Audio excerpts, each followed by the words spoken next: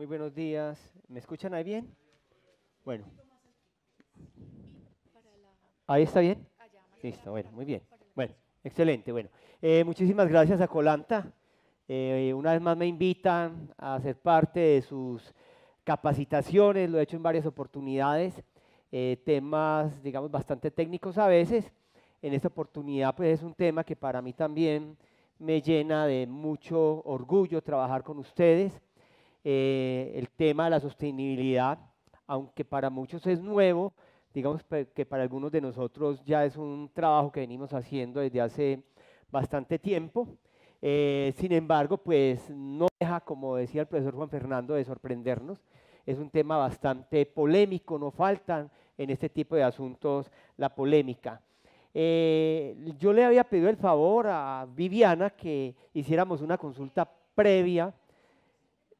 Correcto, sí, una consulta previa para conocer un poco cuál es el nivel de conocimiento que se tiene sobre algunos de los conceptos que se manejan entonces en ese seminario.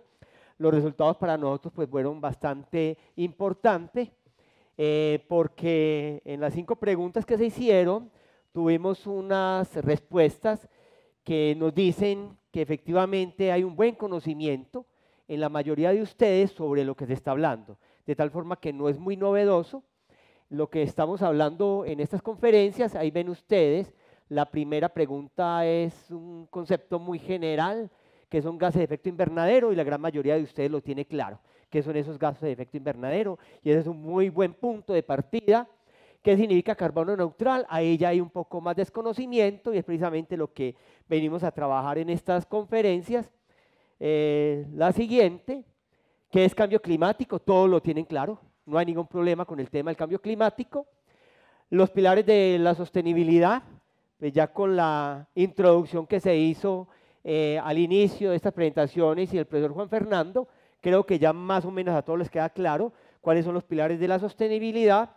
Y finalmente, ¿estarían dispuestos a reducir los impactos ambientales? Todos, absolutamente todos, están de acuerdo con eso. Y eso para nosotros pues es supremamente importante porque partimos de una base y es que hay conciencia y hay además esa, digamos, motivación para trabajar en este tipo de temas que son tan complejos a veces.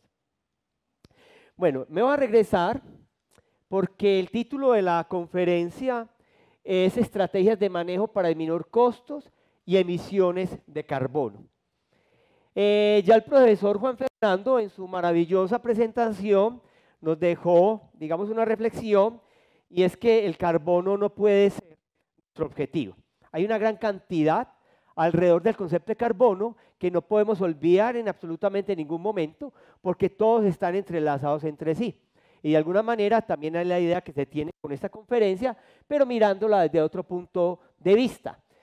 Como el título tiene que ver con disminuir costos y disminuir emisiones de metano, es donde me voy a concentrar, pero voy a arrancar con el último punto, disminuir las emisiones de carbono. El carbono, digamos que para nosotros ha sido, digamos, un concepto, un elemento, una palabra que por lo menos cuando nosotros estudiamos en el colegio, cuando comenzaron a enseñarnos química, lo asociaban con los elementos de la vida. Todo lo que tiene que ver con la vida está con el carbono. O sea, el carbono para nosotros es un símbolo de vida. Sin embargo, con el paso de los años, ese símbolo ha venido cambiando de significado y entonces, pues eso hoy por hoy tiene otras connotaciones. Vamos a mirar también rápidamente, como lo hizo el profesor Juan Fernando, un poco cómo ha ido evolucionando este tipo de conceptos hasta el día de hoy. Él ya no lo decía. En los años 70 comienzan a aparecer evidencias de que se está presentando un cambio en el clima. Miren, hay algo bastante interesante. En los años 30 y 40 del siglo pasado, se hicieron varios experimentos buscando cambiar el clima, modificar el clima. Hubo muchos experimentos asociados con eso. Sobre todo entre los americanos y los europeos, ahí aparecen publicados algunos artículos de cómo intentar modificar el clima. Sin embargo, la sorpresa es que en los años 70 aparecieron evidencias de que el clima se estaba modificando. Algunos posiblemente que eso era producto de esos experimentos que se hicieron en los años 40 y en los años 50. Sin embargo, comenzaron a aparecer evidencias que eso estaba asociado inicialmente con el CO2. Y durante casi una década el CO2 era el gas que estaría asociado directamente con esos gases de efecto invernadero. Sin embargo, a comienzos de los años 80 aparecen otros gases, entre ellos el metano y el óxido nitroso. Aunque sus concentraciones son muy pequeñas en la atmósfera, sin embargo su impacto es bastante grande, como le decía ahora el profesor Juan Fernando, y seguramente usted ya lo tiene muy claro. En los años 90, a raíz de todo este tema del cambio climático, del aumento en la temperatura ambiental, comienzan a aparecer conceptos que estarían asociados con estrategias que permitieran enfrentar este tipo de problemas, porque se veían ya como un problema, y aparece el concepto de la huella ecológica. Se conforma a finales de los años 80, las Naciones Unidas conforma un nuevo equipo que estaría responsable de analizar todo el tema climático, que se denomina el IPCC, que es básicamente el panel intergubernamental para el cambio climático, y es el responsable no solamente de hacer los estudios, los análisis de por qué se está dando este cambio climático, sino además de recopilar toda la información de todos los países asociados. No todos los países del mundo están asociados a las Naciones Unidas, pero sí todos aquellos, sobre los reportes que periódicamente hacen sobre emisiones de gases de efecto invernadero y eso cómo estaría asociado con el cambio climático. Su primer informe aparece en el año 1992, y ahí se determina que el CO2 va a ser, digamos, la moneda de referencia para determinar precisamente el efecto que los gases de efecto invernadero estarían generando sobre el cambio climático. Y aparece también en ese informe, por ejemplo, que el metano representaría 5 veces esa capacidad de cambio climático de forzamiento radiativo, como lo dijo ahora Juan Fernando, pero ha venido evolucionando. Mire, hoy aparece que es 28 veces, algunos hablan de 21 dependiendo del horizonte de medición, pero hoy hablamos de 28 veces. En la medida en que la información va surgiendo, va apareciendo y va siendo cada vez más precisa, ha ido aumentando ese valor potencial radiactivo que tiene el metano. Primero fue de 5 y hoy estamos hablando de 28 veces la capacidad que tiene el CO2. En los años 90, finales de los 90, aparece el concepto de la huella de carbono, ya como un concepto que estaría intentando precisamente medir cuál es esa capacidad de emisiones de gases de efecto invernadero que tienen no solamente los individuos, sino también las organizaciones y los diferentes sistemas de producción. Y finalmente en el año 2006 aparece un concepto que se denomina carbono neutralidad, cuya idea básicamente es que finalmente las emisiones de gases de efecto invernadero, mire que no solamente es carbono, sino gases de efecto invernadero, sean compensados con la captura de esos mismos gases de efecto invernadero. Es decir, no se trata de reducirlos, de eliminarlos, sino que finalmente la capacidad de captura sea equivalente a la capacidad de emisiones. Esa es la idea de este último concepto que se llama carbono neutralidad. Y eso hace que finalmente la palabra carbono, el concepto carbono, termine siendo asociado con ideas que lamentablemente hoy por hoy tienen, digamos, una calidad negativa, y es que lo asociamos con contaminación, con riesgo, con incertidumbre, con cambio climático, es decir, finalmente efectos negativos, y es frecuente encontrar en YouTube, encontrar en Google, encontrar en muchas redes sociales algunas figuras como las que ustedes ven ahí, en donde se asocia a la ganadería con emisiones de esos gases de efecto invernadero, principalmente CO2 y metano. Ahora, eso digamos que no es gratuito, ya el doctor Cerón lo dijo esta mañana, Juan Fernando también lo dijo, y es que a nivel mundial la ganadería se constituye en uno de los sectores de mayores emisiones de gases de efecto invernadero, principalmente metano. En la última informe que presenta el IDEAM, que es la entidad encargada a nivel nacional de entregar los informes al IPCC sobre emisiones de gases de efecto invernadero, la última estima que el sector rural, que implica no solamente la ganadería, sino también la agricultura y las actividades forestales, estarían emitiendo casi el 60% de los gases de efecto invernadero. O sea, el sector rural, casi el 60% de los gases de efecto invernadero en el año 2021. Y eso significa que es sobre las actividades agropecuarias en donde están puestos los ojos sobre cómo vamos entonces a llegar a ese concepto de carbono neutralidad. Y ahí aparece la ganadería, aparece con dos rubros. Uno es las fermentaciones entéricas, que estarían representando más del 14% de esos gases de efecto invernadero, siendo el metano el más importante, y los pastizales con más o menos el 20%. Y los pastizales asociados, entre otras cosas también, con el manejo que se hace en las praderas, ¿cierto?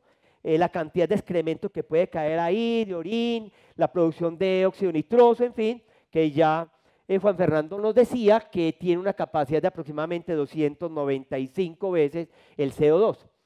Y eso significa que entonces tenemos que hacer un trabajo bastante fuerte para poder hacer que nuestros sistemas ganaderos sean no solamente capaces de llegar a carbono neutralidad, sino, como vamos a ver más adelante, incluso que contribuyan a que el país sea carbono neutral.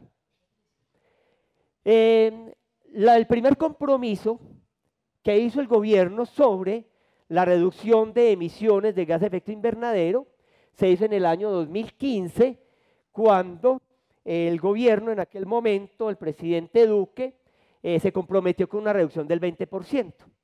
Y del 30% si había apoyo internacional. ¿Cierto? Y dijimos, bueno, está bien, 20%, es relativamente sencillo. Ya Juan Fernando lo decía ahora, en estos momentos somos capaces de reducir más del 30% emisiones del metano. Yo les puedo asegurar, hay por lo menos 2 o 3 moléculas que ya se venden a nivel mundial, y que si hoy se lo damos a nuestro ganado, mañana estamos reduciendo más del 30% el metano. O sea, de un solo día, lo podemos hacer. No solamente está la alga roja, que lo han venido desarrollando los neozelandeses y los australianos, sino también una molécula de síntesis que es el 3-nitroxipropanol, que fue diseñado por una empresa americana, DMS, y que ya está probado, que reduce en más del 30%. Y hay a nivel experimental datos de más del 50%. Y mucho más. Y con la alga roja hay trabajos que hablan de más del 90%. Es decir, hoy se lo damos a nuestro ganado y mañana podemos decir reducimos más del 30% emisiones de metano. Es decir, ese no es nuestro problema. Somos capaces de hacerlo. Somos capaces de hacerlo. Pero vamos a lo siguiente. Ahí hablábamos de el 20 o 30% de apoyo internacional. Sin embargo, lo cierto es que en el año 2020, el presidente Duque sale con un nuevo dato en noviembre de 2020, indicando que el compromiso de Colombia aumentaba al 51%. Ya 51% es una cifra impresionantemente alta para el país. Eso fue un misterio total. En ese momento no se sabía de dónde salió esa cifra del 51%. Algunos, por supuesto, estaban muy contentos, muy satisfechos, pero otros muy preocupados porque era un compromiso demasiado alto. O sea, reducir a nivel país 51% emisiones de gas de efecto invernadero implica una gran cantidad de modificaciones en nuestro sistema económico, en nuestros sistemas productivos, a nivel social, que por supuesto no era un asunto fácil.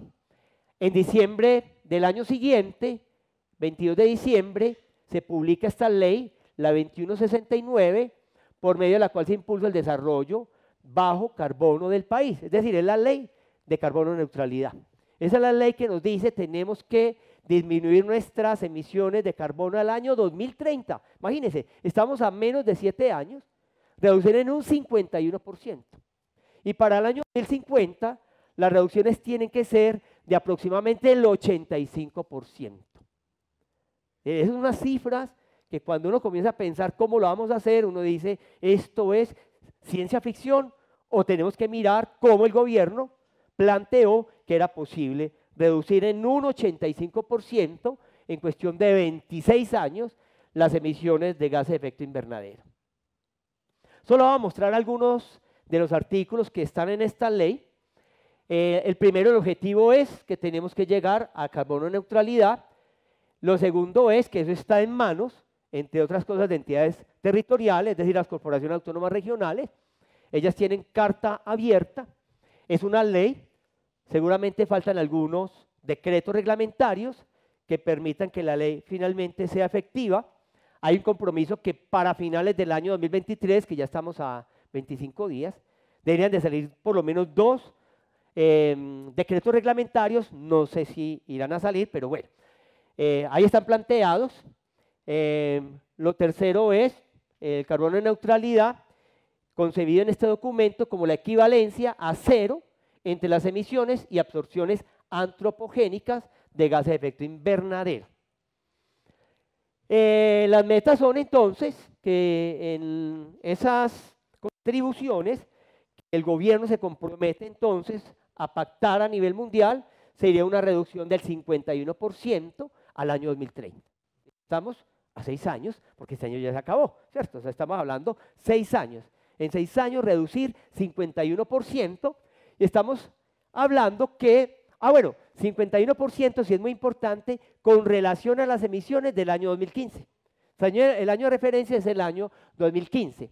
Y eso equivale que el máximo de emisiones para el año 2030, dentro de 6 años, sería aproximadamente unas 170 millones de toneladas de CO2 equivalente. CO2 equivalente era lo que hablaba ahora Juan Fernando. CO2 equivale a una unidad, metano equivale a 28 veces CO2, óxido nitroso equivale a 293, 295 veces CO2. Esos son los cálculos cuando hablamos de CO2 equivalente, es cuánto se produce en CO2, en metano y en óxido nitroso, y todo lo convertimos en CO2, y estamos hablando de casi 170 millones de toneladas para el año 2030, y alcanzar el carbono de neutralidad en el año 2050. Es decir, ese es el camino. El camino planteado por el gobierno es que en 26 años seamos un país carbono neutralidad. Ahora, la pregunta es, ¿de dónde salió esa cifra? Porque en su momento eso fue un misterio total. Entonces, claro, había que buscar el origen.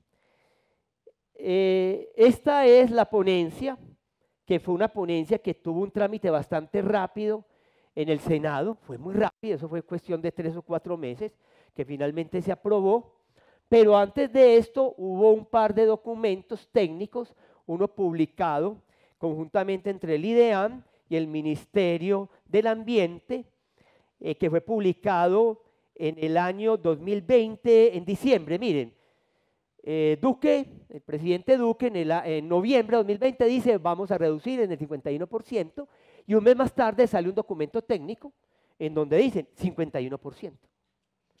Pero no dicen cómo calcularon ese 51%. O sea, ahí permanece ese misterio.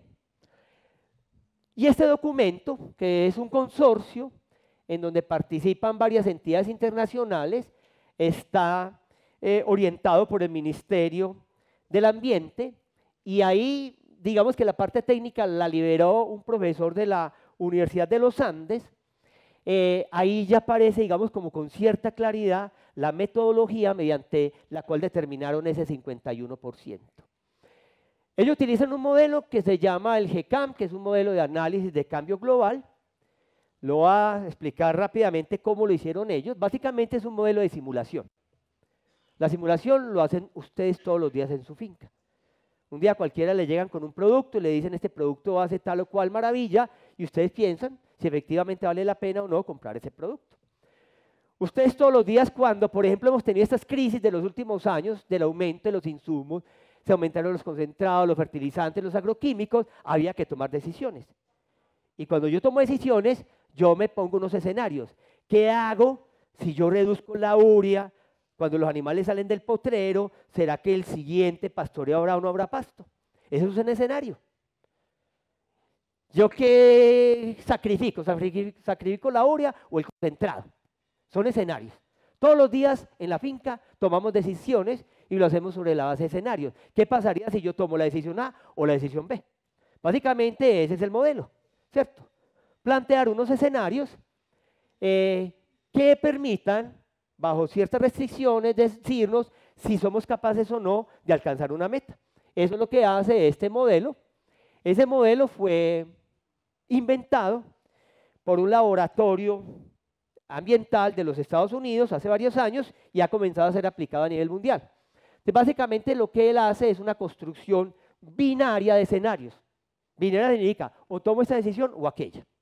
No es un abanico de opciones. No es un abanico, no. O es A o es B. No hay más. Esa fue la metodología que ellos optaron. Pero en el documento dicen cosas tan importantes como la siguiente. Es imposible imaginar una Colombia carbono neutral bajo las condiciones de operación actuales. Es decir, no podemos seguir como vamos, porque vamos al desbarrancadero. Sin cambios profundos en todos los niveles, la carbono neutralidad no será posible. Ellos plantean, hay que hacer cambios profundos. Y profundos son importantísimos. No es simplemente escribir el documento, sino que hay que comprometernos a que nos vamos a modificar. Dice, esto significa ni más ni menos que esta es una ley que pretende cambiar radicalmente el país. O sea, cuando uno lee la ley, uno dice, esta ley va a cambiar el país. Porque esta ley propone que haya un cambio en su sistema económico, en su sistema productivo y en su sistema social. O sea, es una cosa que cuando uno lo lee, uno dice, pero ¿cómo fue posible que esta ley fuera aprobada en un tiempo récord y que nadie dijera absolutamente nada? Lo cierto es que la ley tiene connotaciones supremamente importantes. Por ejemplo, en algunos de los parámetros que se utilizan para esa simulación binaria, hablan del crecimiento del Producto Interno Bruto. Bueno, si tenemos un crecimiento alto, ¿qué pasaría? O si lo tenemos bajo, ¿qué pasaría? Si el crecimiento poblacional es de tanto o es de tanto, ¿qué pasaría? ¿Cierto? Si nos adherimos o no a un cambio en el tipo de combustible que estamos utilizando, es decir, una transformación energética, si hacemos una transición energética, ¿qué pasaría? Cosas como esa. Entonces ellos van planteando la combinación de esos escenarios y aparecen cosas como esta, ¿cierto? Este es un ejemplo. Vean, ¿qué pasaría si el Producto Interno Bruto es alto o bajo? Ahora, si el Producto Interno Bruto es alto, pero además el crecimiento poblacional es alto o es bajo, o viceversa. Si el Producto Interno Bruto es bajo y el crecimiento poblacional es alto o bajo, y así sucesivamente. Entonces, miren, para cada variable hay dos opciones. Al final son 9 variables y finalmente tienen 512 escenarios. Ellos evaluaron 512 escenarios. En este ejemplo, el verdecito, solamente teniendo en cuenta estos 3 parámetros, Producto Interno Bruto, crecimiento poblacional y aceptación o no de energías renovables, este sería el escenario más deseable desde el punto de vista de alcanzar esa meta de carbono neutral, que tengamos un Producto Interno Bruto alto, es decir, económicamente avancemos, pero que el crecimiento poblacional se reduzca, pero que además transitemos hacia energías renovables. Solo colocando esos 3 escenarios, este sería, digamos, el escenario más adecuado. Y ese sería el peor de todos los escenarios, que tengamos un bajo crecimiento económico, que la población siga creciendo y que siga demandando energías no renovables. Ese sería el peor de todos los escenarios. Y a eso incrementenle en 5 variables más, con 2 posibilidades, y eso nos da 512 posibilidades. ¿Cuál es el problema de este análisis que hicieron ellos ahí? Que no hay probabilidades. Es decir, no sabemos cuál es la probabilidad de que cada uno de los escenarios se lleve a cabo. No lo sabemos, ¿cierto? Pero cada uno de ellos debería haber tenido un estudio de probabilidad.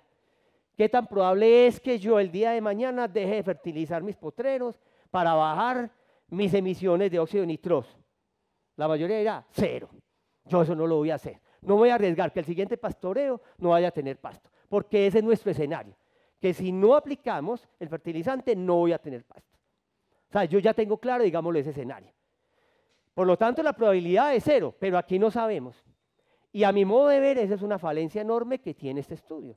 Porque simplemente nos aventuramos a decir que vamos a reducir en un 51% emisiones al año 2030, dentro de 6 años, y no tenemos un estudio de qué tan probable es que eso se pueda llevar a cabo. Hay diferentes niveles de implementación, energías renovables, incluso se habla de la posibilidad de utilizar energía nuclear para el año 2040. No sabemos si realmente seamos un país capaz de hacer eso. No tenemos absolutamente ninguna tradición. No sé si es que vamos a importar ese tipo de tecnología, pero ahí está planteado. Energía nuclear. Eficiencias energéticas en edificaciones e industria, electrificación en movilidad, en fin. Y al final aparecen dos niveles de variación en el consumo de carne. Es decir, o mantenemos el consumo de carne actual o bajamos el consumo de carne. Dos escenarios para el consumo de carne.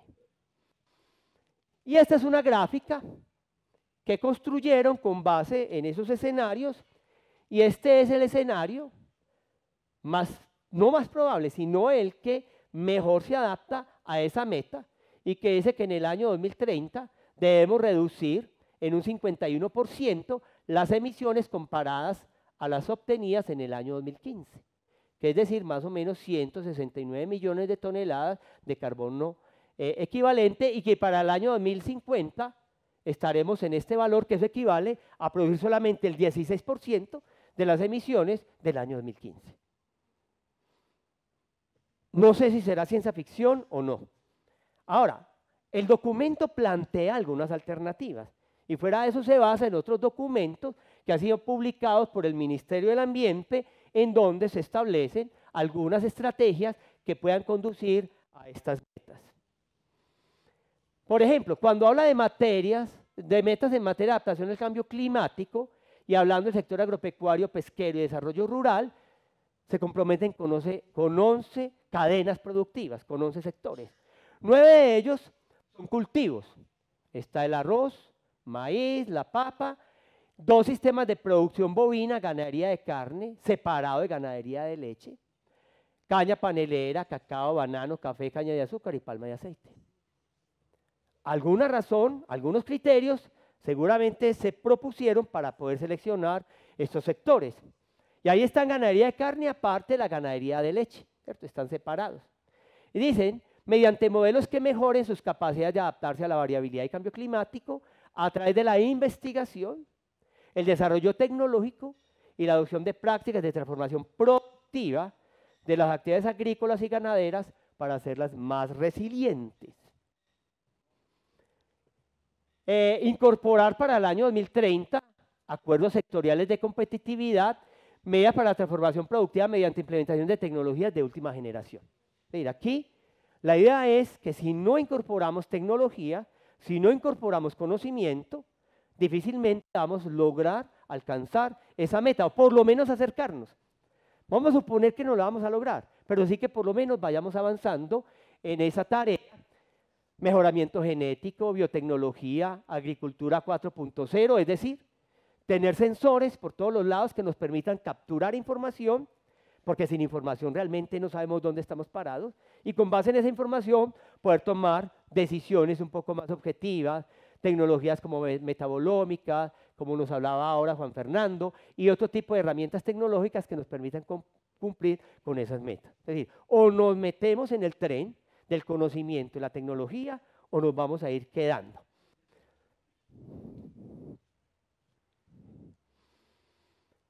Cuando se hablan de las medidas para el logro de las metas, y se habla de las medidas del sector agropecuario, pesquero y desarrollo rural, nuevamente entonces ahí se hablan de acciones para reducir emisiones de gases de efecto invernadero, y básicamente se habla de establecimiento de modelos o arreglos de producción ganadera, por ejemplo, sostenibles que garanticen conservación y restauración de ecosistemas naturales.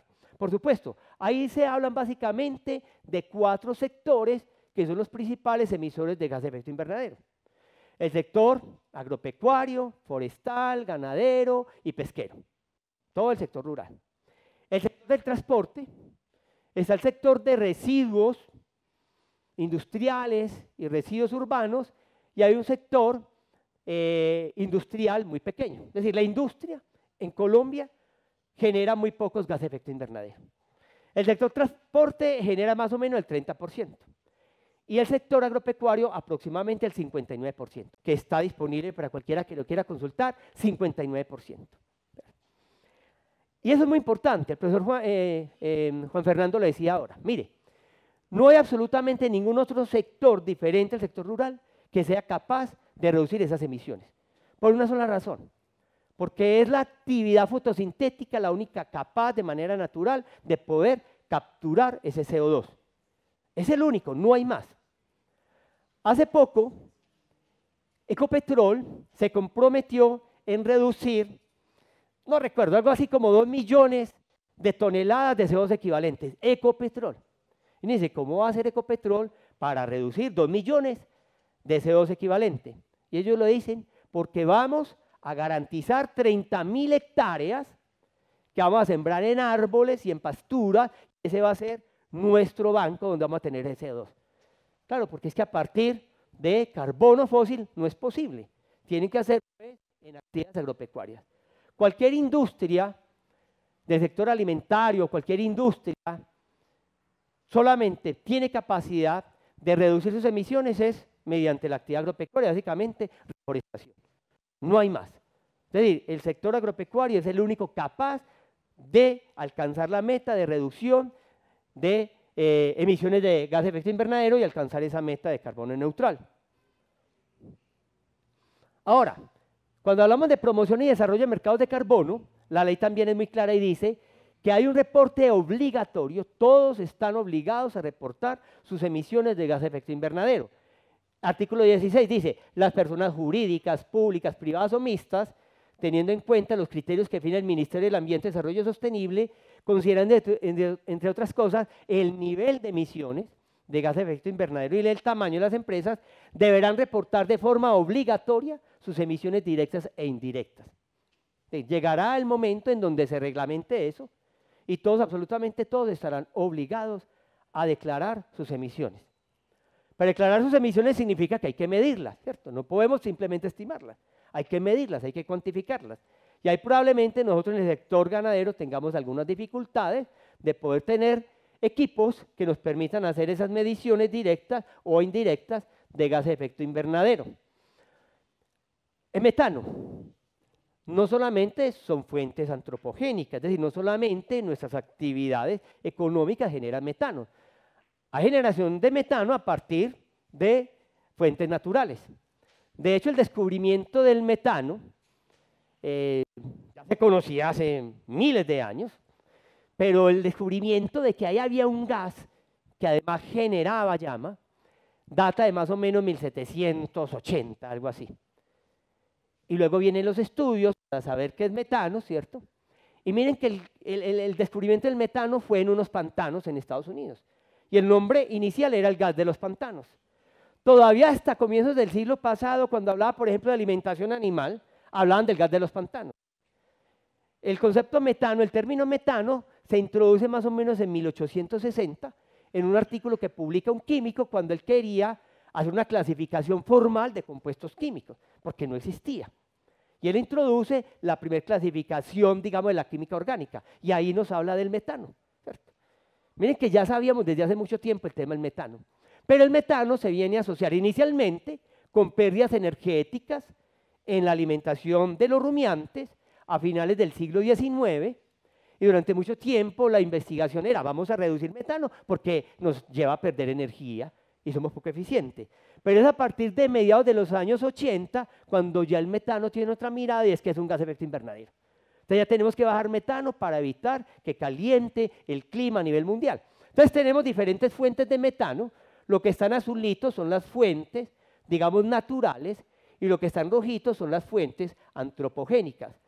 Dentro de las fuentes antropogénicas a nivel mundial, el metano producido por la ganadería representa alrededor de un 13-14% de todo ese metano antropogénico, y dentro de las actividades agropecuarias representaría el 31% a nivel mundial, en promedio mundial. En Colombia las cosas son un poco diferentes. Lo que ha mostrado también la investigación es que siguen aumentando los gases de efecto invernadero a nivel mundial, pero depende de las regiones. Hay regiones en el mundo donde se ha estabilizado, incluso tiende a disminuir, como en Europa o en Rusia, que es bastante dramático, sobre todo aquí después de los años 90, esto tiene una explicación bastante clara, lo que pasó en Rusia. Aquí en Rusia, a finales de los años 80, recuerdan que se dio la perestroika, se cayó el muro de Berlín y se cambió la economía rusa, y eso hizo que muy buena cantidad de átomos en Rusia desaparecieran. Y eso pues significó una reducción, por supuesto, en la cantidad de gas de efecto invernadero. En Europa, además, ahora lo está comentando, Juan Manuel también nos lo comentó, hay un cambio muy importante en la economía. Las políticas y las normas ambientales son muy drásticas y hay países en donde están obligando a reducir el tamaño de los hatos ganaderos, como sucede en Holanda, donde el conflicto es bastante intenso, y está sucediendo también en Irlanda, que les dieron como un plazo de 4 o 5 años para desaparecer aproximadamente 200.000 cabezas de ganado. Es decir, están tomando medidas mucho más drásticas de lo que en el momento estamos haciendo aquí en Colombia. Norteamérica se ha estabilizado, lo que decía Juan Fernando, básicamente mejoramiento genético. Se le pegaron a la rueda el mejoramiento genético para hacer cálculos de emisiones de metano y dijeron, bueno, ahí nos estabilizamos, muy bien, 10 minutos. Pero miren que Latinoamérica y el Caribe sigue creciendo. Es decir, tenemos poco compromiso real de reducir esas emisiones de metano. En Colombia se estima que cerca del 60% de gas de efecto invernadero viene del sector ganadero, miren, 60% proviene de la ganadería. Entre los documentos que sustentan las estrategias está el portafolio de medidas sectoriales, y para el caso de la ganadería está el documento, ¿cierto?, donde hay un compromiso de la actualización de la Contribución Nacional Determinada de Mitigación, y básicamente se concentra en la reducción de gases de efecto invernadero a través de la remoción de carbono en sistemas agroecológicos, básicamente silvopastoriles, ya sea silvopastoriles con árboles dispersos o sistemas silvopastoriles intensivos. Básicamente la estrategia es sembrar árboles. Sembrar árboles es muy importante porque, por lo que decía Juan Fernando, yo soy un convencido de que las gramíneas tienen mayor capacidad de capturar el CO2, por lo menos de fotosíntesis, una capacidad muy alta. El problema es que luego lo utilizamos en alimentación animal y vuelve y se emite el CO2. En cambio, los árboles lo van capturando y lo van teniendo ahí. Lo van teniendo ahí porque se producen mesas, se produce una cantidad de productos a partir de la madera y ahí permanece años. Y eso es la diferencia que hay con la producción netamente a partir de pasturas, ¿cierto? Entonces, digamos que aquí la apuesta más importante es con sistemas silvopastoriles, recuperar áreas para que están en pasturas, para montarlas entonces en árboles, en bosques, pero además de eso, intensificar la producción ganadera. Una de las preguntas que le hacían a Juan Fernando es, bueno, ¿es preferible tener un mayor número de animales de baja producción o menor número de animales de alta producción? La apuesta americana fue esa, ¿cierto? Un menor número de animales más productivos. Pero eso es como Simón el Bobito. Abrimos un hueco para tapar otro, ¿cierto? Al final tenemos que mirar cuál es el mejor escenario. Si tener un menor número de animales más productivo y que por unidad de litro de leche o de kilo de carne ganada produzca menos metano, o tener una gran cantidad de animales en sistemas extensivos que probablemente no tengan esa capacidad. Pero ya nos decía, hay experiencias que muestran que aún en sistemas de bajo nivel de tecnificación tiene la capacidad de capturar más gas de efecto invernadero de lo que emiten. Ahí están las metas propuestas a partir de este trabajo que se va haciendo y que está liderado por Fedegan, de reducir al año 2030 11 millones de toneladas de carbono equivalente, cuando estamos hablando que la reducción debe ser de más o menos 100 millones de toneladas, es decir, estarían aportando más o menos el 10%, que todavía es muy bajo para lo que se pretende reducir. Lo segundo es, bueno, y reducciones de costo, ¿cómo podemos simultáneamente contribuir a esta meta de carbono neutral, pero reduciendo al mismo tiempo costos? La alimentación, ustedes lo saben, es el rubro de mayores costos en estos sistemas de producción, y no solamente lo hacemos directamente con los alimentos concentrados, sino también a través de las pasturas, que finalmente es la base de la alimentación. La idea es que ojalá los aportes fueran similares a los requerimientos, eso sería lo ideal, pero en condiciones prácticas eso es prácticamente imposible. Nuestra alimentación se basa en praderas y en suplemento, y esto representa más del 50% de los costos de producción en la mayoría de los sistemas. Lo cierto es que nuestros pastos son muy desequilibrados en términos de nutrientes y de energía. esto es pasto quicuyo, tiene excesos a veces de proteína agradable en rumen, de fibras, pero bajo contenido, por ejemplo, de azúcares, excesos de potasio, de fósforo, de magnesio, en fin. O sea, los pastos son totalmente desequilibrados. No hay absolutamente ningún pasto que podamos decir es el mejor pasto del mundo, es el más equilibrado. Es muy probable que en Nueva Zelanda la base forrajera pueda llegar hasta casi 30 litros, claro que es posible, pero aún así llega un momento donde ya es imposible producir más allá de eso sin la suplementación. Pasto quicuyo, la base forrajera es de aproximadamente 12 litros, con raigrases puede llegar a 18 litros, y cada uno tiene sus más y sus menos en términos agrícolas. Este es un trabajo que se publicó hace unos 6-7 años, de un trabajo que hicimos muy importante en un convenio que se hizo con varias universidades asociadas precisamente al tema ambiental. En este trabajo nosotros logramos identificar el balance de 3 de los nutrientes ambientalmente más importantes, además de los gases que son el nitrógeno, el fósforo y el potasio. Esto fue en el norte de Antioquia, en 5 municipios, y ahí encontramos que en promedio, en estos sistemas de producción se excretan al ambiente aproximadamente 520 kilogramos de nitrógeno por hectárea por año. Además de los aproximadamente 500 kilos que se les da en fertilizante, eso nos estaba hablando de más de 1 tonelada. Cuando los pastos, ya se ha demostrado que pastos como el quicuyo, sus requerimientos no llegan a más allá de los 300 kilos. Es decir, hay una cantidad exacerbada de nitrógeno que se está aportando a esos sistemas.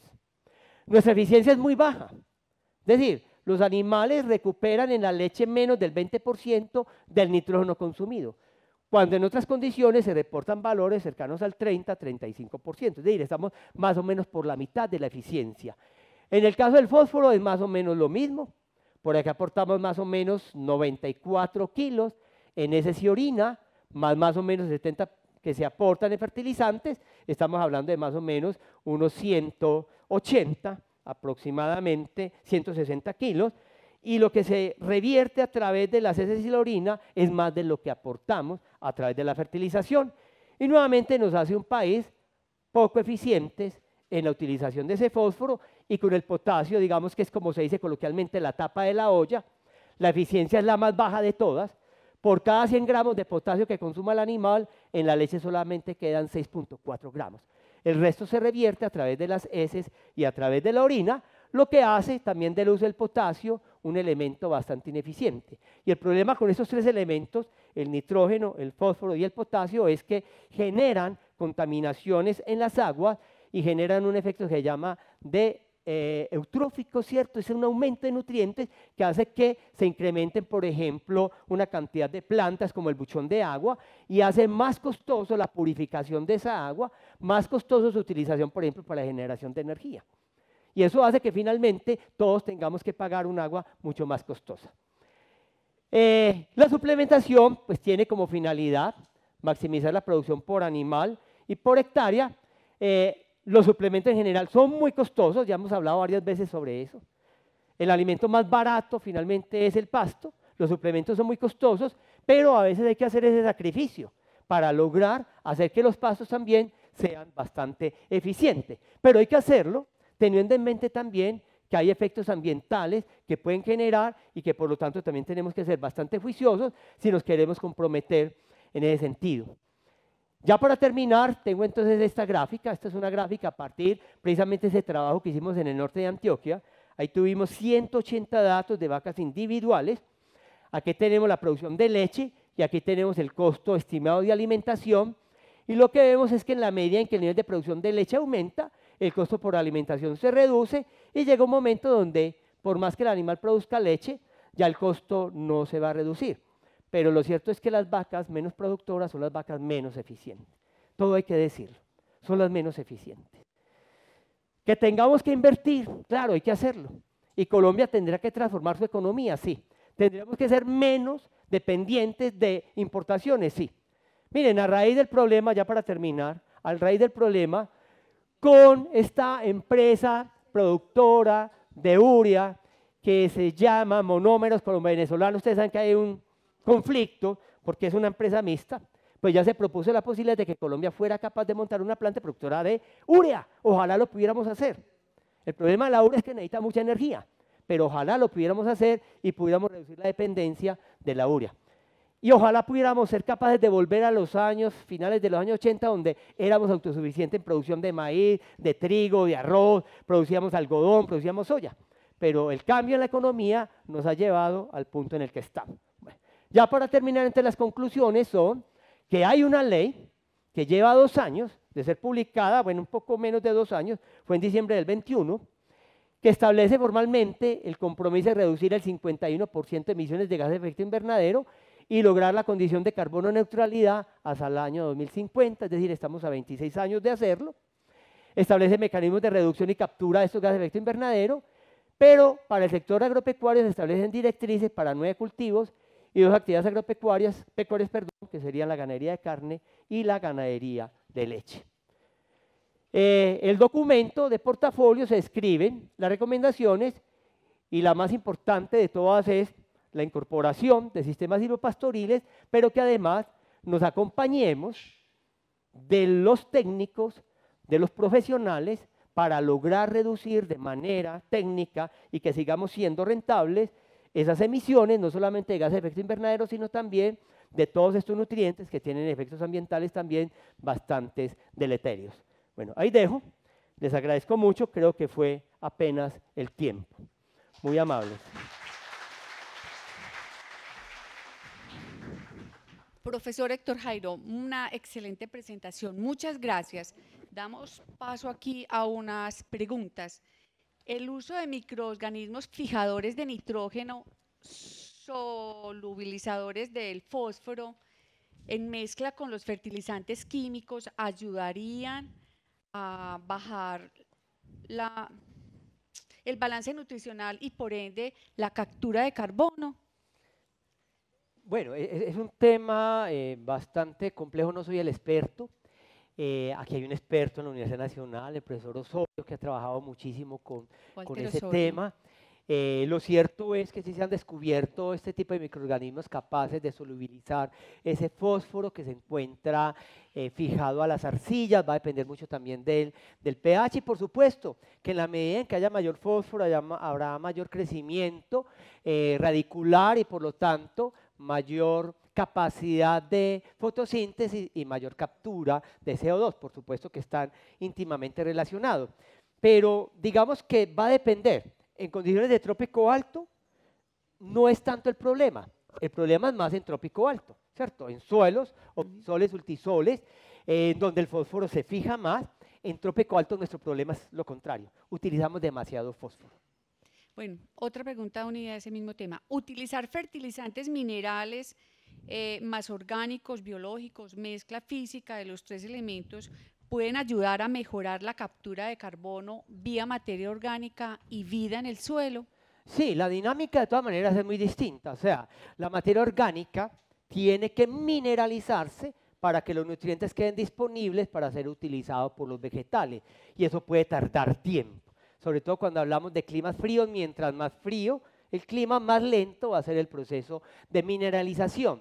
Ahora, el proceso de mineralización en su intermedio va produciendo unos ácidos orgánicos púlvicos que reducen el pH y pueden temporalmente reducir la disponibilidad de algunos de esos nutrientes, de tal manera que aunque en el mediano y largo plazo puede tener efectos positivos, en el corto plazo pueden tener efectos negativos.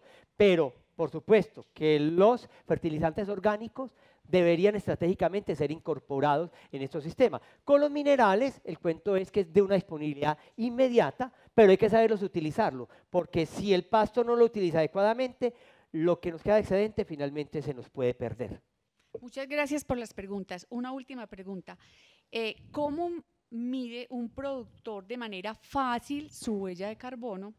Y además de aportar a esa ley, ¿qué beneficios económicos tiene el productor? Bueno, muy buena pregunta. Bueno, hay modelos. Es decir, de hecho por internet ustedes pueden bajar algunas aplicaciones que hablan sobre la huella de carbono personal para algunas industrias. Ahora Juan Fernando les comentaba esa aplicación que ustedes pueden también obtener para determinar qué tan lejos o cerca están ustedes de alcanzar carbono neutralidad en sus fincas. Es decir, hay diferentes aplicaciones gratuitas que permiten hacer una simulación.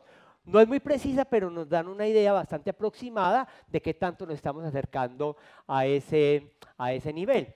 La otra pregunta, discúlpame, la segunda parte era... Ah, bueno, sí. Bueno, correcto, muy bien. Ahí hay 3 escenarios. Hablamos de escenarios. El primer escenario es que seamos conscientes y por el hecho de ser conscientes tomemos las medidas necesarias. No nos tienen que premiar ni nos tienen que castigar. Lo segundo es que hayan beneficios y están contemplados beneficios como son los bonos de carbono que ya están funcionando en el país, ya está reglamentado y ya hay organizaciones que están dando bonos de carbono. Puede que por el momento no sean muy altos, pero ya se están dando beneficios de bonos de carbono. Y lo último que sería el escenario no deseable para todos es que hayan castigos, ¿cierto? Que hayan sanciones. La ley no contempla eso, por el momento. Por el momento, el escenario es por el momento. Pero en medida en que haya más información, muy probablemente antes de que llegue el año 2030 habrá nuevas normas, documentos reglamentarios que vayan cambiando un poco estos escenarios. Así que lo importante es, yo diría, tomar conciencia. Lo mejor que podemos hacer es tomar conciencia. Listo. Creo que es ahí. Les agradezco muchísimo nuevamente su atención y espero que les haya sido útil la presentación.